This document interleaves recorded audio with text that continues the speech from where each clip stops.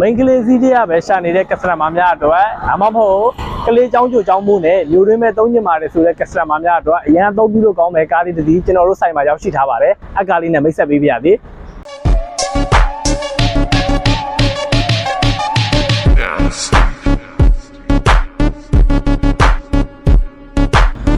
ဒီကားလေးဆိုရင်ဖြင့် model 2011ကိုမှ17လထွက်တဲ့ကားမျိုးစားလေးဖြစ်ပါတယ်engine power 1.3cc ဓာတ်ဆီကားမျိုးစားလေးဖြစ်တဲ့အတွက်အဆွဲရုံမိုင်းမှာဆိုလဲစိတ်ချရပါတယ်ကျွန်တော်နဲ့တူတူအတွင်းကန်းလေးကိုတစ်ချက်လောက်လိုက်ကြည့်လိုက်ရအောင်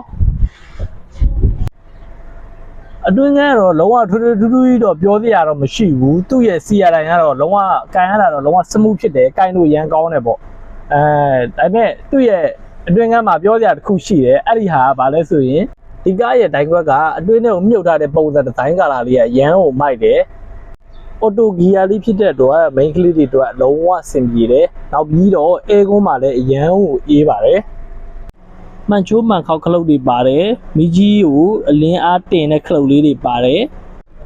ကက်ဘော်ဒါလေးတွေဆိုလဲ driver ဘက်ရော passenger ဘက်ရောထည့်ပေးထားတယ်ပြီးတော့ပစ္စည်းလေးတွေထည့်လို့ရတဲ့ခွက်ကလေးဆိုရင်လည်း driver ဘက်ရော passenger ဘက်ရောပါထည့်ပေးထားတယ်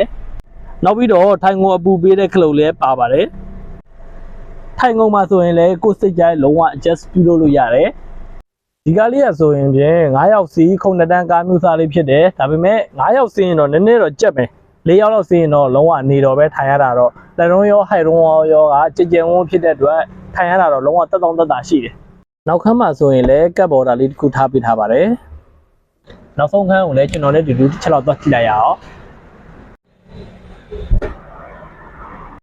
နောက်ခန်းလေးကတော့ရမ်းကိုကျဲတယ်ဟိုခီးဆောင်အိတ်တွေထည့်မယ်ဆိုရင်လည်းခီးဆောင်အိတ်2အိတ်လောက်ကတော့အေးစစ်စစ်ဆန်တယ်ဒါမှမဟုတ်ဘူးခေါင်းအိတ်ထည့်မယ်ဆိုရင်လည်းခေါင်းအိတ်တစ်လုံးလောက်ကတော့အေးစစ်ဆန်တယ်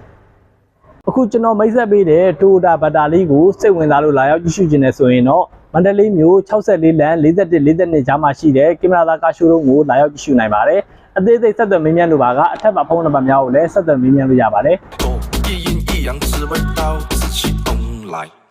明码标价的写物非黑即白，坐上颁奖台切莫当